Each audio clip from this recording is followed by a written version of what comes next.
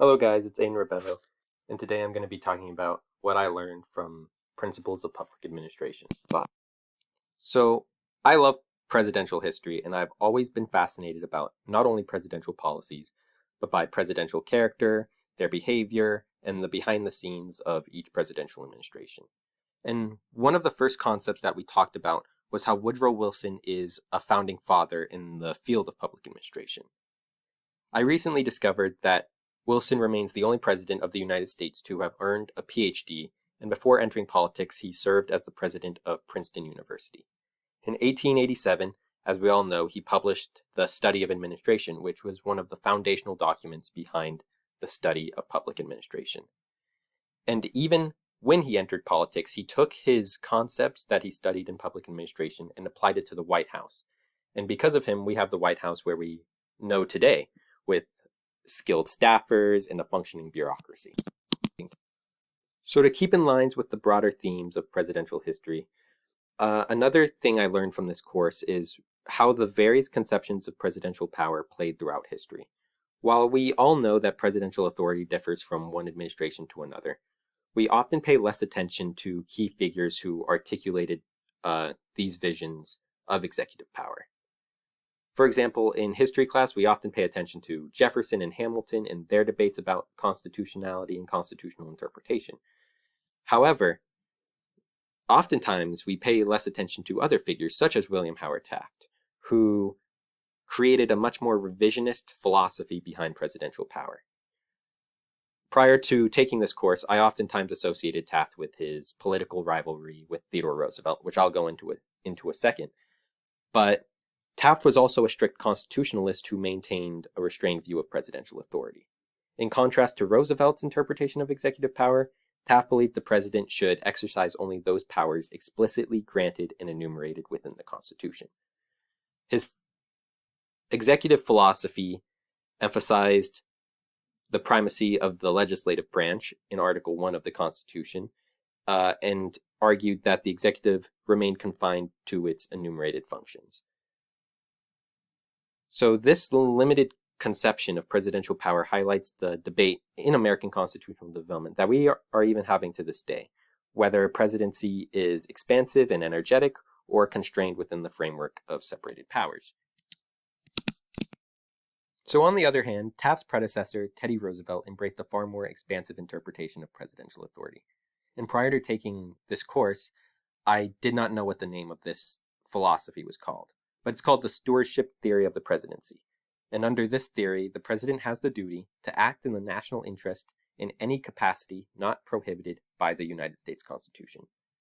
So while Taft maintained that the president may exercise powers only those explicitly enumerated in the Constitution, Roosevelt argued that the presidency extends to all actions not expressly forbidden within the Constitution. So this debate remains highly relevant today, with questions surrounding the scope and limits of presidential authority continuing to dominate the political and legal landscapes. Regardless of your position on the issue, it is clear that modern presidential administrations have increasingly expanded their executive power.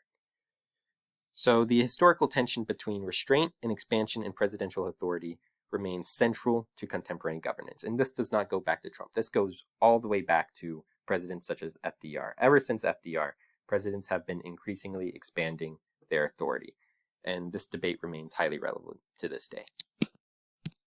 So aside from presidential history, another significant concept I learned came from week 4, which was regarding the theories of organizational management.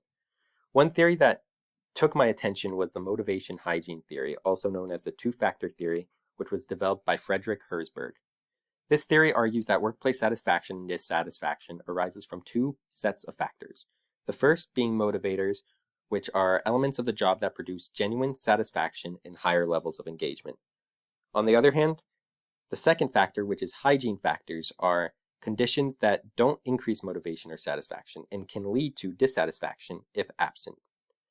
So this theory is meaningful because most individuals desire not just employment, as we talked about in other discussion boards, but we also seek satisfying work and meaningful work.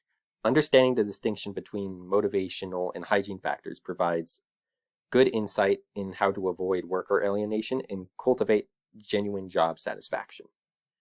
and these oftentimes give us rewards such as growth, purpose, and recognition, while also allowing us to experience long-term fulfillment rather than just financial stability.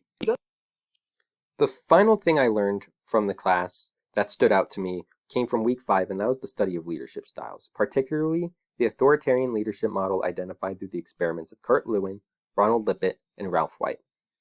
Their research examined how different leadership approaches affect group behavior, productivity, and morale. The findings in the experiment demonstrated that authoritarian leaders tend to make decisions independently with little to no input from subordinates. The command and control structure can increase efficiency and short-term productivity. However, it comes at the expense of creativity, autonomy, and morale. These environments foster dependency on the leader and in some cases contribute to hostility among team members. Previously, prior to taking the course, I associated the term authoritarian with political regimes and historical figures such as Adolf Hitler and Joseph Stalin. However, this course clarified that authoritarianism is not solely just a political style or a political regime, but it's also a distinct leadership style characterized by centralized decision-making, limited participation, and rigid control. These traits can not only be found in governments, but also in workplaces and administrative agencies and other organizational settings. And I feel like learning about these leadership frameworks have great significance in understanding differences among leadership styles, whether it be authoritarian or democratic. And this knowledge has real-world applications, particularly those who want to pursue careers in public administration or law, where leadership dynamics are heavily prevalent. Thank you.